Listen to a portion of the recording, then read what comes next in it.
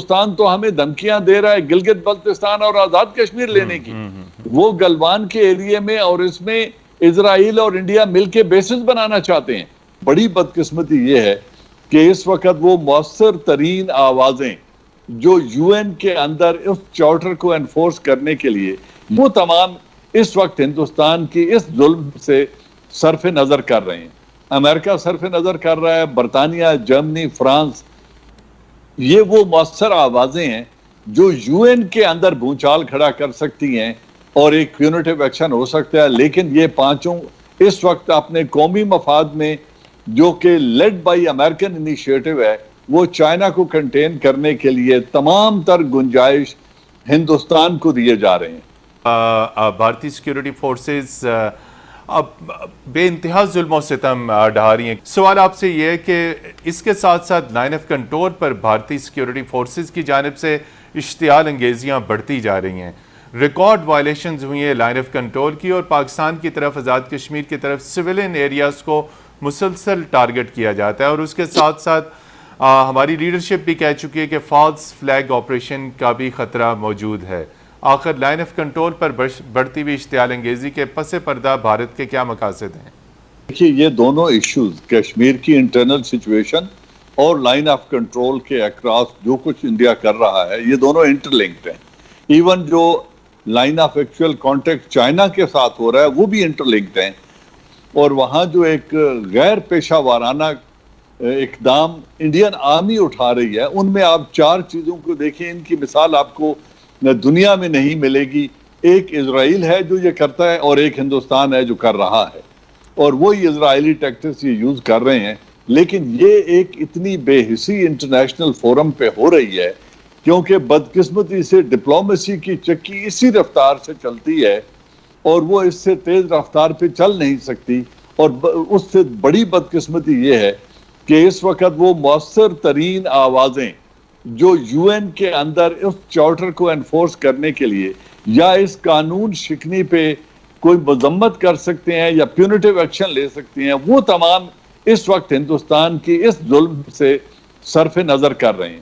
امریکہ صرف نظر کر رہا ہے، برطانیہ، جرمنی، فرانس.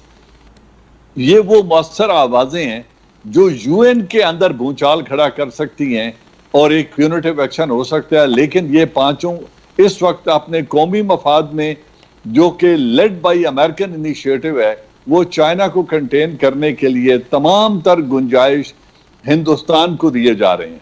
یہ مثال آپ کو بہت کم ملے گی کہ ملک کا پرائم منسٹر نریندرا مودی، ان کا منسٹر راجناتھ اور نیشنل سیکیورٹی ایڈوائزر اجیت دووال اعلانیہ کہیں، میڈیا پہ کہیں، لال قلعے میں 2016 میں 15 اگست کو نریندرا مودی کھڑے ہو کر قومی خطاب میں کہے کہ ہم گلگت اور بلتستان کے اندر سے لوگ میرے ساتھ رابطے میں ہیں. یہ بہت کم ہوا ہے، کبھی نہیں ہوا ہمارے درمیان. جب یہی جو انڈیا کے خیر خواہ بنے ہوئے ہیں جن کا نیشنل انٹرسٹ ان کے ساتھ کوئنسائڈ کر رہا ہے، جن کا معاشی مفاد اور چائنا کے دشمنی یا چائنا کے خلاف ٹریڈ وار ان کو کوئی حرکت نہیں کرنے دیتی. جی منیر اکرم صاحب، کوئکلی بتائیے کہ بہت سارے سوالات اٹھتے ہیں کہ ڈپلومیٹک فرنٹ کے اوپر پاکستان کتنا مؤثر کردار ادا کر رہا ہے. آپ اس وقت یونائٹڈ نیشنز میں ہندوستان کے خیر خواہ بیٹھے ہوئے ہیں سیکیورٹی کونسل میں اور ان کے پاس ویٹو پاورز بھی ہیں، تو اس سے وہاں سے فیصلہ نکالنا باوجود وہ ویٹو پاور کے ایک مشکل کام ہے. دنیا کہتی ہے بائی لیٹرلی حل کریں. بھائی جو یونائٹڈ نیشن ریزولوشنز کو نہیں مانتا اور یونیلیٹرلی ایک سٹیٹس کو اس نے تبدیل کر کے ان ریزولوشنز کو اٹھا کے ونڈو سے باہر پھینک دیا ہے، جس نے سملا ایگریمنٹ کو اٹھا کے ونڈو سے یکسر باہر پھینک دیا اور یہ کہہ دیا ہے کہ کشمیر کو 1948 میں یو این میں لے جانا ہی نہرو کی غلطی تھی اور ہم نے اس غلطی کو درست کر دیا ہے. یہ جس انتہا پسند حکومت کا سٹینڈ ہی یہ ہے، اس کے ساتھ بائی لیٹرل بات چیت کیا ہوگی؟ ہندوستان تو ہمیں دھمکیاں دے رہا ہے گلگت بلتستان اور آزاد کشمیر لینے کی. وہ گلوان کے ایریے میں اور اس میں اسرائیل اور انڈیا مل کے بیسز بنانا چاہتے ہیں. عالمی برادری کنونس نہیں ہے پاکستان کے بیانیے سے.